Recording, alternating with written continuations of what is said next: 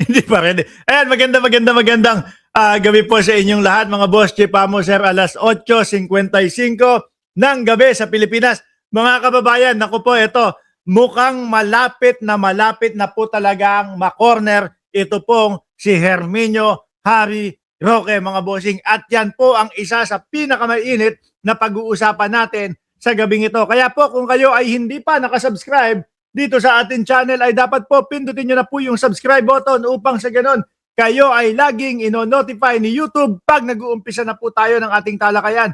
Sabi ni Pipo Garcia, number 15 ang kanyang like. Salamat po, sir. Nandiyan si Mabel Quinjo, number 15 din ang kanyang like. Gandang gabi, Mark. Tuloy na yan sa kulungan, sabi ni Jackie Capelan. Ayan po. At sa buong Cereza Force family, at yung matagal ko nang hinihiritan na magpakain, hanggang ngayon hindi pa rin nagpapakain, yung founder ng Cereza Force. Pakain naman, uy! Isa spaghetti lang, oh!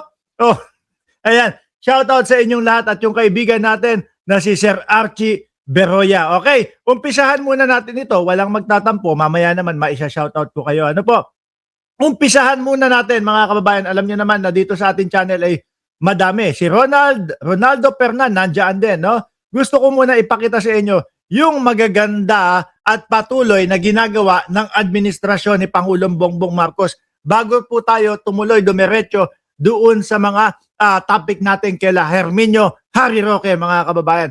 Ito ho, mga bossing, pansin nyo naman po, no, kung paano po minamanmanan at kung paano po tinitingnan at kung paano po talagang chinecheck ng gobyerno ni Pangulong Bongbong Marcos na wag talagang magtodo-todo, mag-skyrocket yung pagtaas ng krudo, mga bossing. O, di ba? Tsaka po ang nakakatuwa din po dito, talagang todo suporta ang ating administrasyon o ang administrasyong ito doon sa mga kapwa natin Pilipino na maliliit po na mga ang pinagkakabuhayan, mga jeepney driver, tricycle driver, hindi po nila pinapabayaan yan sa pamamagitan po ng pagbibigay ng mga extra na ayuda para po, alam niyo naman, no, lalong-lalo na yung mga tricycle driver, kakarampot lang po ang kinikita niyan tapos maaapektuhan pa noong pagtaas ng krudo. Patuloy na pagmamanman sa presyo at syempre ho, ayan, pati po yung mga palengke, lahat mga kababayan, kasi apektado po lahat no? Hindi lang po pag sinabing, wala ng krudo, wala ng langis, wala ng gasolina, etc. Yun lang. Hindi ho, no?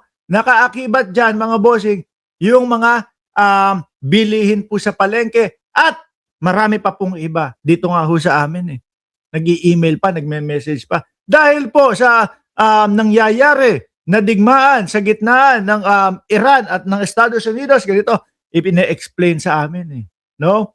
Talagang lahat po. Pero ang ating gobyerno, mga kababayan, hindi po nagsasawa na patuloy na manmanan, tignan at bantayan yung mga aabuso sa presyo. Lalong-lalo na po sa gasolina, mga bossing. O yan, di ba?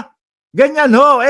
Para namang doon sa mga sinasabi ng mga DDS na walang katotohanan na si Pangulong Bongbong Marcos ay walang ginagawa, para naman po hindi kayo mabiktima ng fake news. Di ba? Aurelia at Marge at Joel at Ronaldo Pernan,